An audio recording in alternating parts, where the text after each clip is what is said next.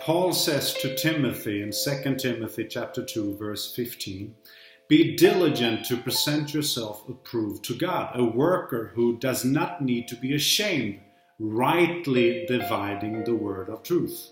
Other translations here say, "Study," or in other words, be eager to learn more to show yourself approved unto God. What would decide whether Timothy would be approved unto God? Whether he rightly divided the word of truth. Only then would he not need to be ashamed on the day when he would have to give accounts for his life before God. Paul's admonishment to Timothy to study or be diligent to learn more how to rightly divide the word of truth is just as necessary today, especially for preachers, but also for every believer. Before I move on, I want to emphasize the following. I believe that the whole Bible, both the Old and the New Testament, is inspired by God.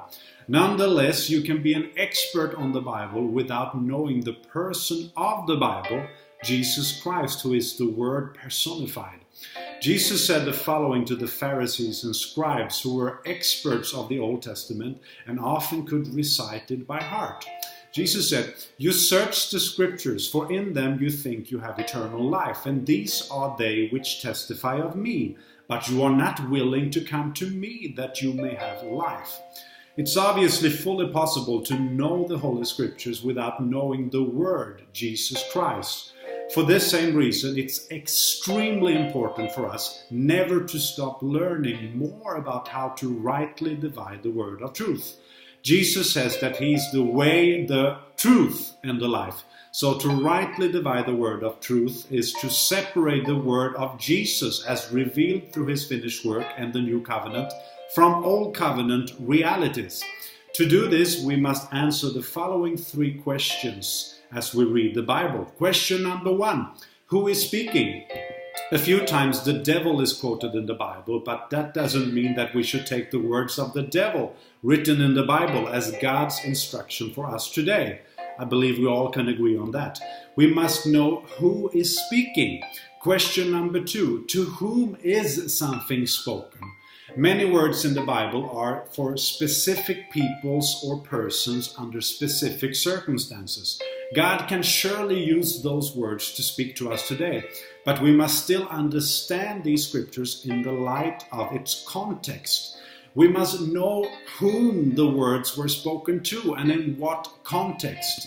Jesus at one specific point told Simon Peter, "Get behind me, Satan."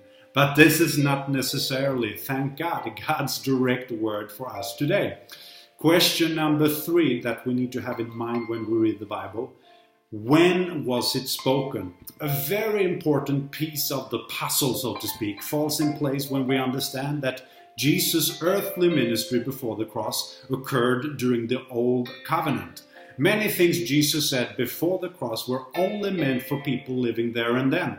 For example, He called a non-Jewish lady a dog and commanded the disciples only to preach the gospel to the Jewish people. But after the cross, everything changed. The separation wall between Jews and Gentiles has now been broken, and the gospel is to be preached as a testimony to all peoples. Whenever we read the Bible, we need to ask ourselves, when was it said? Before or after the cross? In order to rightly divide the word of truth, we need to read the Bible through the lens of the new covenant and filter everything through the finished work of Jesus.